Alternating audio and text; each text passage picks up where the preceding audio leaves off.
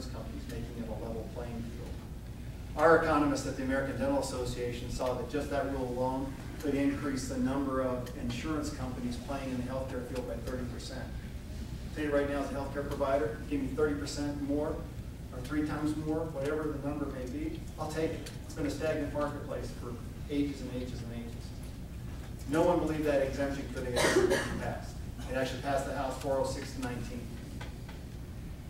It's sitting in the Senate, and that can happen. Why that's important is the federal government uses insurance companies to do their bidding. That's what you have a problem with physicians and Medicare and Medicaid. Sir, ma'am, we're only going to give you so much more this year. We're going to cut those losses down. They use a middleman. Let's start there. Number 2 is funding of Obamacare. We got to take care of the House. You got to get back to the House because all appropriations start with the House. Okay, you can start holding it up in debt. But you also need somebody to understand how public health service works, because part of this Obamacare has originated within the public health service. If you've got about 5 hours, I'd be happy to spend more time and tell you about how that works, because I've been actively involved in this city and I can tell you all the nuances and how it's built. But you're going to have to attack Health and Human Services and how those line items are managed, and to make sure that they're accountable. That's 3.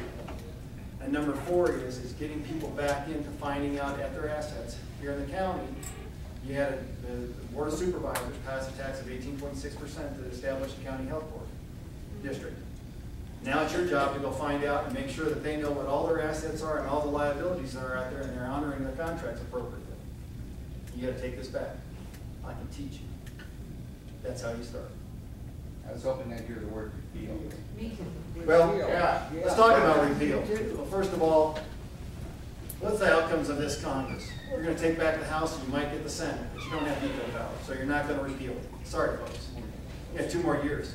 So you better start undermining the parts of the most repulsive parts of that bill, and that's what we're starting.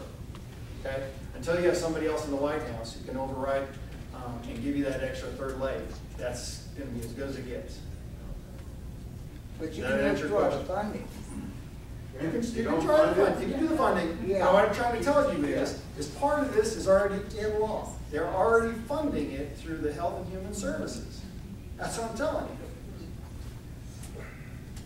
So you're going to have to start looking beyond just the funding aspect on a general broad basis. You're going to have to go back and attack that Health and Human Services. Yes.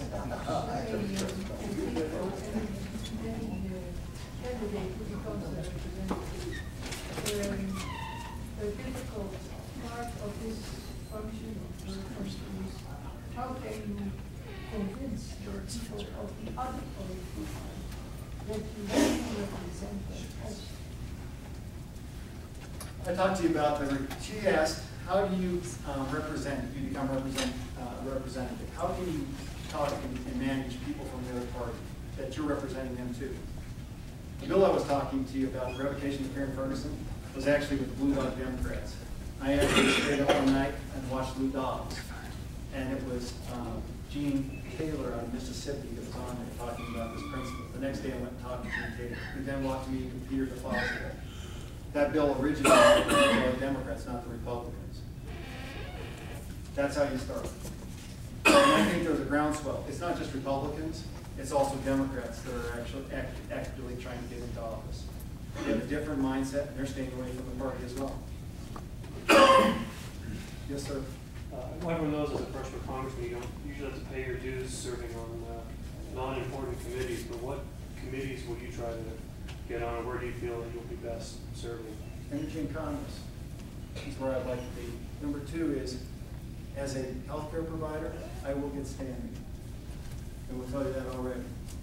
There is only one dentist right now that will be in the Congress next year for sure, and that's Mike Simpson out of Idaho. John Linder out of Georgia is retiring.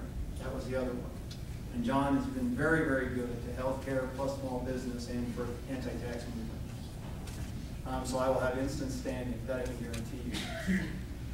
And I do know my way around. I've been doing it for 4 years for the American Dental Association and for people just like yourself in small business. I don't take no. Yeah, Anthony? You mentioned illegal immigration. What's your stance on amnesty? I'm against amnesty, folks. Let's be real specific. Everything has to be in effect.